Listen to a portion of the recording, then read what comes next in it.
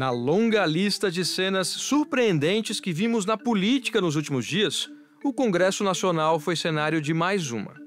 Uma grande confusão que começou na terça-feira. Medidas de segurança muito reforçadas para proteger a Câmara dos Deputados nessa noite, em que deputados e do lado de lá senadores devem permanecer ocupando os plenários. Os trabalhos do Congresso acabam começando dessa maneira bastante atribulada, com senadores e deputados exigindo que se pautem projetos de interesse do ex-presidente. E vamos ficar um bom tempo aqui ainda. E nós queremos anistia para todos, inclusive Bolsonaro. A situação ficou ainda mais tensa na noite de quarta. Tá um tumulto aqui no Salão Verde da Câmara dos Deputados. Os policiais legislativos estão na entrada do plenário para impedir o acesso de mais pessoas, enquanto os deputados continuam ocupando a mesa. A sessão da Câmara estava marcada para as 8h30 da noite, com o seguinte recado: os parlamentares que não desocupassem a mesa diretora seriam suspensos por 6 meses e poderiam ser retirados à força do plenário. Já são 8h49 e o que a gente tem de informação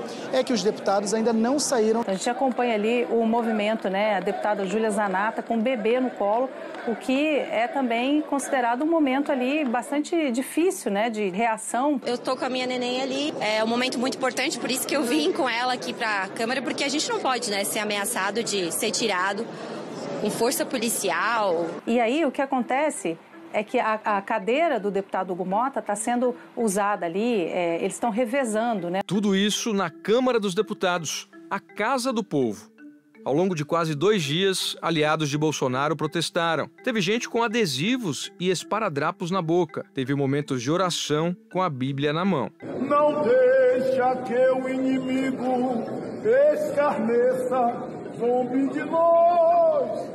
Guarda, Senhor, com teu sangue. E muitas lives e registros nas redes sociais.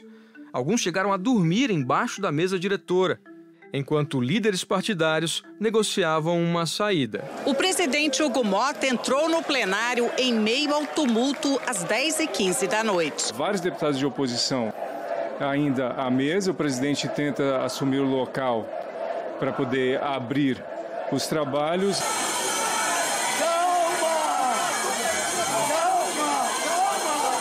Hugo Motta está de pé e não consegue sentar, porque o deputado Marcel Van Hatten não deixa o deputado Hugo Motta sentar na cadeira da presidência.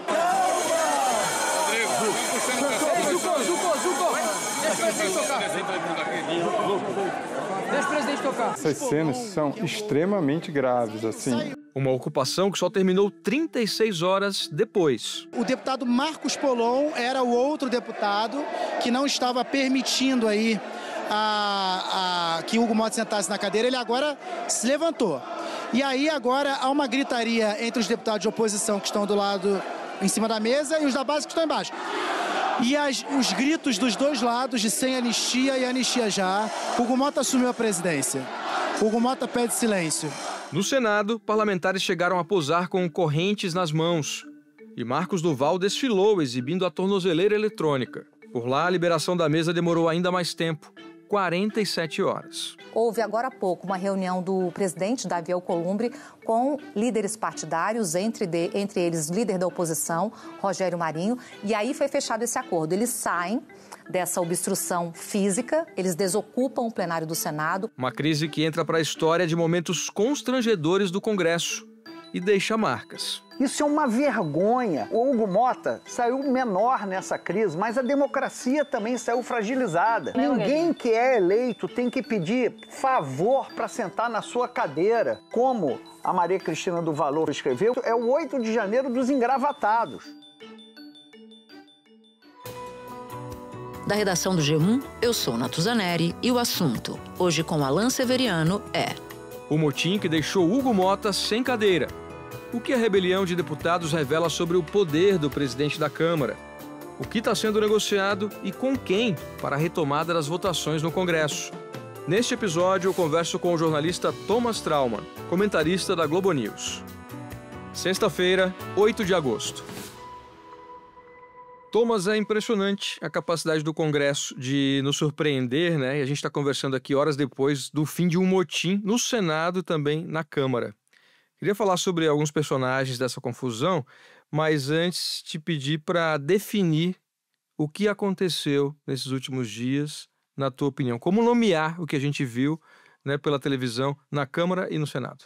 Olha, Alan, você falou a palavra correta, motim, né? O que é isso? É o fato que um grupo minoritário, tanto na Câmara como no Senado, decidiu desvirtuar as eleições, quer dizer, as direções que haviam sido eleitas. É um negócio, é um desrespeito ao comportamento normal dentro do Congresso que, assim, não se viu em período democrático. Foi uma violência o que se viu, porque no fundo é um grupo minoritário tentando impor à maioria da Câmara, ou seja, a maioria dos deputados e senadores que foram eleitos pela população brasileira, uma pauta que interessa somente a esse grupo, que no fundo, vamos ser honestos, é impedir o julgamento do ex-presidente Jair Bolsonaro, tumultuar o ambiente político e criar uma situação de caos que, enfim, pare o Brasil nas próximas semanas. A gente teve a informação de que esse motim só terminou na Câmara porque foi fechado um acordo ali por baixo do pano. Coisa que o deputado Hugo Motta, presidente da casa, negou, né? Como é que ele saiu desse episódio, na tua opinião, e o que de fato esteve em jogo nos bastidores da Câmara para a gente ter esse resultado, né? Depois de ver o Hugo Motta sofrendo para conseguir retomar a sua posição, a sua cadeira de presidente da Câmara. O Hugo Motta ele sai menor. A presidência da Câmara dele é como se ele virou um pato manco. Porque vamos lá, vamos recontar aqui para o nosso ouvinte o que aconteceu nessas últimas horas. O presidente da Câmara, ele afirmou e anunciou que ia fazer uma sessão durante a noite de quarta-feira, mesmo que fosse necessário que a Polícia Legislativa retirasse à força os deputados que estavam lá na mesa da direção dos trabalhos. Só que como ele não conseguiu, como não havia acordo sobre isso, os deputados do Centrão fecharam um acordo com os bolsonaristas no gabinete do deputado Arthur Lira, que era o ex-presidente da Câmara. Ou seja, enquanto que o Hugo Motta sequer conseguiu fazer um acordo para encerrar a crise. Se dependesse do poder, da influência, da liderança do Hugo Motta, essa crise ainda não teria terminado. Ela só terminou porque houve esse acordo, um acordo que foi coordenado pelo Arthur Lira, com os líderes do Partido Progressista, com os líderes do União Brasil, com os lideranças do PL. Foi isso que conseguiu atenuar a situação da crise. Então são dois momentos muito graves para a situação do presidente Hugo Motta. O primeiro, o fato de ter acontecido essa crise, ou seja, o desrespeito dos deputados, a autoridade dele e a autoridade da presidência da Câmara. Foram mais de 36 horas de ocupação do plenário, comandada por bolsonaristas insatisfeitos com a prisão domiciliar do ex-presidente. Ainda assim, quando entrou no plenário, Hugo Motta foi impedido de se sentar na cadeira de presidente. Ela estava ocupada pelo deputado Marcel Van Hatten, do Novo. Van Hatten resistia a ceder o lugar. Atrás do paredão de deputados, Motta aguardava o fim do impasse e chegou a indicar que deixaria o plenário. Foram quase 6 minutos de espera até que Hugo Motta conseguisse retomar o controle da mesa. Enquanto ele tentava dispersar os deputados que continuavam em grupo ao redor da mesa, no meio do plenário, deputados governistas e de oposição batiam boca. Às 10h23 da noite, ele conseguiu falar. E o segundo, o fato é que eles somente concordaram em encerrar a crise, não por uma garantia de uma frase do Hugo Motta, mas por uma garantia de um acordo fechado pelo antecessor do Hugo Motta, o Arthur Lira. A presidência da Câmara é inegociável. Eu quero que isso fique bem claro. As matérias que estão saindo sobre a negociação feita por esta presidência para que os trabalhos fossem retomados não está vinculada a nenhuma pauta. O presidente da Câmara não negocia as suas prerrogativas, nem com a oposição, nem com o governo, nem com absolutamente ninguém. Na versão de Brasília, né, sobre quando a pessoa está com o café frio, né, quando alguém tem pouco poder, está com café frio, o café do Hugo Motta está completamente gelado em Brasília.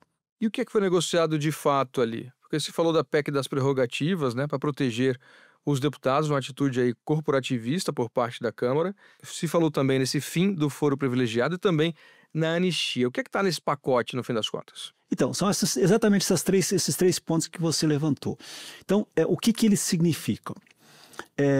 vamos lá. Os parlamentares no Brasil, eles têm o que chama-se de foro privilegiado. Significa que eles só podem ser processados, eles só podem ser julgados pelos tribunais superiores. Isso é uma garantia em tese, isso era uma garantia que eles não poderiam ser atacados por um juiz de primeira instância, por um adversário político, enfim, essa era a ideia inicial.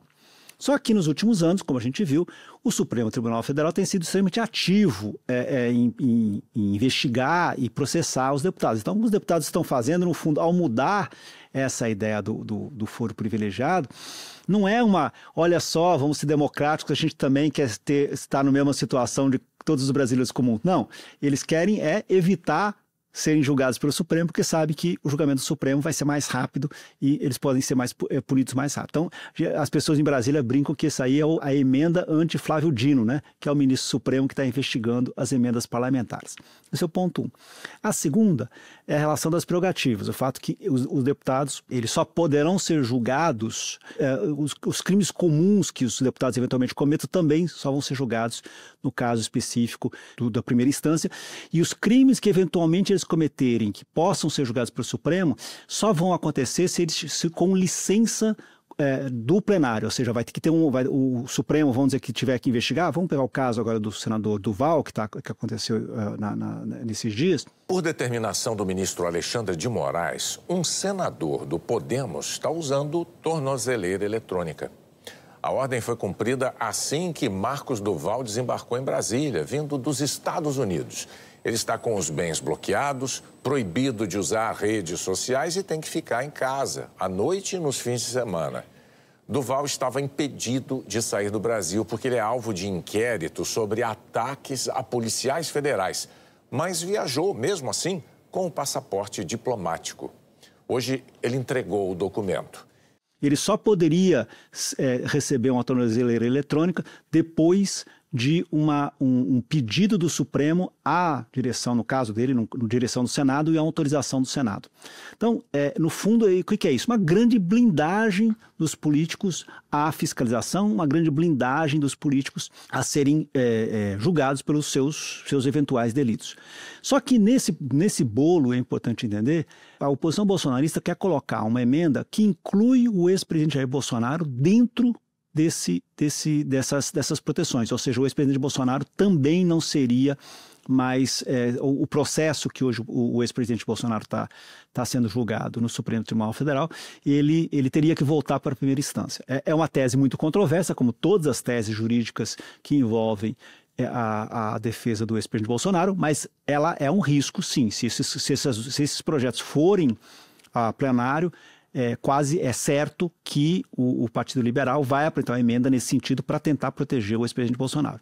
E, por fim, a gente tem a anistia. E a anistia está dada, a palavra já diz, é um projeto que cria, ou seja, que todos os envolvidos, sejam nas depredações do 8 de janeiro de 2023, seja em todas as ações anteriores que hoje estão sendo julgadas como tentativa de golpe de Estado, eles sejam anistiados mesmo antes do julgamento. Então, essas três medidas, elas respondem a apenas um objetivo: proteger Bolsonaro, os bolsonaristas e, ao mesmo tempo, quer dizer, ou seja, para angariar apoio do resto dos deputados, também proteger os deputados e senadores da fiscalização e do vigor da justiça.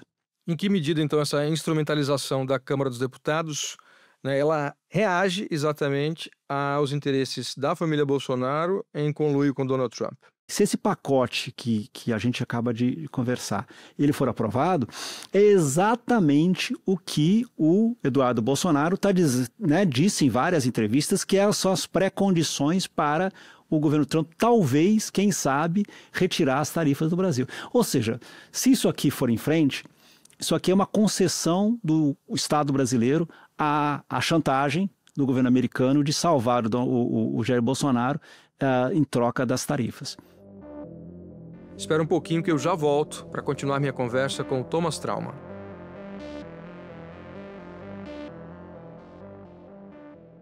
No meio da tarde dessa quinta-feira, o líder do PL, o Sóstenes Cavalcante, que chegou a ser visto correndo ali pelos corredores do Congresso Nacional em direção ao gabinete do Arthur Lira, ele chegou a falar, ele pediu desculpas, né? Disse que não foi isso que aconteceu, pediu desculpas para o presidente da Câmara, para o Hugo Mota. Como é que você avalia exatamente esse pedido de desculpas nesse momento, depois do que a gente viu? Em português bem claro, é o famoso foi mal, tava doidão, né? Porque o que ele fez? Ele foi quem anunciou que houve esse acordo ontem à noite ainda. Então, assim, ele foi o porta-voz do grupo. Olha, nós aceitamos um acordo de aspas, devolver a Câmara para os deputados, desde que, né, esses 3 pontos fossem votados. Só que ele não contou ontem e hoje só que esse acordo foi fechado à revelia do Hugo Mota. Então, o que ele está tentando é reconstruir as pontes com o Hugo Mota. Por isso, presidente, para encaminhar meu último minuto e meio, quero agradecer a Vossa Excelência. Eu, com Vossa Excelência, não fui correto e te peço perdão da tribuna da Câmara. Não fui correto no privado, mas faço questão de vir em público e te pedir perdão. É aquela coisa, é tarde demais, a instituição presidência da Câmara foi atacada, foi vilipendiada pelo processo, e aí vamos ver nos próximos dias o quanto que esse pedido de desculpas vai ser aceito. E como que a gente vai ver isso? Nós vamos ver se a Câmara vai votar o que foi acordado ou não. Se a Câmara dos Deputados votar essa pauta que nós estamos falando aqui, fica claro que o Hugo Mota não tem controle sequer sobre o que vai ser votado e o que não vai ser votado na Câmara dos Deputados. Ainda sobre o Hugo Mota, Thomas, você disse que ele sai menor desse episódio, né? Pelo regimento da Câmara, o que é que ele deveria ter feito naquele momento em que o plenário do Congresso estava interditado? Olha, são várias alternativas. Eu acho que tinha uma alternativa que foi que ele mesmo quis impor, que foi a de colocar a Polícia Legislativa ali para retirar à força os deputados. Eu não sei se essa era a melhor, mas enfim, era uma alternativa. Eu acho que a alternativa mais interessante foi a que foi tomada pelo presidente do Senado, que eu acho que a gente vai falar daqui a pouquinho, mas que o Davi Alcolumbre, que estava sofrendo a mesma situação, o Davi Alcolumbre, no caso do Davi Alcolumbre, você tinha aí o senador Magno Malta acorrentado à cadeira da presidência do Senado, que foi literalmente reunir os líderes e falar, olha, eu não negocio as prerrogativas de presidente da Câmara, de presidente do Senado. E no momento que ele fala isso, ele fala, aqui, assim, o que eu vou decidir, eu não negocio pauta. Vocês têm que ceder. Alcolumbre disse aos senadores que se eles não saíssem hoje do plenário, seriam retirados à força do local pela Polícia Legislativa. Ele conduziu a sessão procurando demonstrar que o clima era de normalidade. Não fez nenhuma referência ao protesto de parte dos senadores. Em 20 minutos, o plenário aprovou 3 decretos legislativos sobre acordos internacionais e o projeto que dá isenção do imposto de renda para quem recebe até 2 salários mínimos. Porque eu acho que o problema dessa história toda é precedente. Significa que, se dentro de 6 meses, dentro de 1 ano, acontecer uma situação política que um grupo de deputados, um grupo de senadores se considere prejudicado, eles vão fazer a mesma coisa. Porque, no fundo, este é o problema. Assim, o problema não é simplesmente... parece que quando eu falo, a instituição Câmara de Deputados foi atacada. Mas é exatamente isso. Você não pode ter um grupo de deputados minoritários achar que pode mandar no que vai ser votado e o que não vai ser votado. Não é assim que funciona a democracia. A democracia básica é... assim, né, quem tem mais votos leva e quem tem menos votos baixa a cabeça e tenta, na próxima eleição, conseguir votos suficientes para ganhar. Ponto. E isso que está sendo desrespeitado. Então, eu acho que o presidente do Senado foi mais duro, mas também assim, ele saiu maior desse episódio justamente por não, em nenhum momento, negociar, em nenhum momento dar a oportunidade para que aqueles deputados que estavam fazendo uma baderna, e essa é a palavra correta, estavam fazendo uma baderna no plenário, tivessem a oportunidade de decidir quais eram as condições para eles saírem de lá. A gente já vai retomar o Senado, mas antes eu queria falar de novo sobre o Hugo Mota, né, que você vê como uma figura que saiu enfraquecida desse episódio. E, ao mesmo tempo, a gente teve o Arthur Lira negociando, né, isso tudo ali no gabinete. Qual o papel que o Arthur Lira está assumindo nesse momento em que o Congresso está sob forte pressão desse grupo da oposição? Então, eu vou usar aquela comparação que eu falei no início. Ó, tem, né, se o café do Hugo Mota está frio, o café do Arthur Lira está fervendo, né? Vamos lembrar que o Arthur Lira foi presidente pela primeira vez da Câmara na gestão dos últimos 2 anos da gestão Bolsonaro. Foi ele que transformou a ideia do orçamento, que deu tanto poder aos deputados e senadores para ter parte do orçamento, ou seja, ele foi o responsável pelo orçamento secreto e depois, enfim, o fato dos deputados hoje mandarem em quase 50% do orçamento livre do Executivo. Depois ele foi reeleito presidente da Câmara nos primeiros 2 anos do governo do presidente Lula, mantendo esse mesmo poder de decidir quais deputados vão receber, quanto vão receber, etc. E depois foi ele que decidiu indicar o Hugo Mota como presidente da Câmara. Então ele era mas mesmo assim o fato ele saiu do poder. E Brasília é muito